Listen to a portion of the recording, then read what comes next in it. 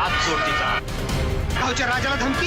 काय ग तू भावाने, तुला गावातनं साखर आणायला सांगितली तर ह्यो मिठाचा खडा घेऊन आलीस बे?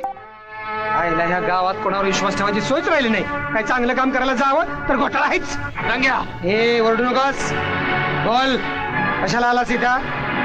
आता आलाच आहेस तर मेंढराची राखण करतोस, तशी दारावांची राखण करत बस. मी घरात हिला.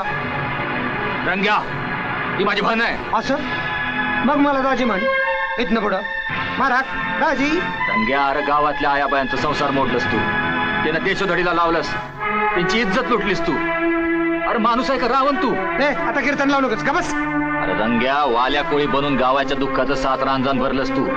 आता वाल्मिकी बनून गावाच्या सुखाचं रामायण तरी लिही. असं मला मान्य आहे, पण ह्या शेतीने मला राम म्हटलं पाहिजे ना. सीता म्हण राम. रंग्या, आज सोड तिचा, नाहीतर तुला राम म्हणायला लावीन. या रंगाच्या रंगात माती घालू नकोस. सोड माझी वाट. खबरदार नाही शकतो कडे तरी.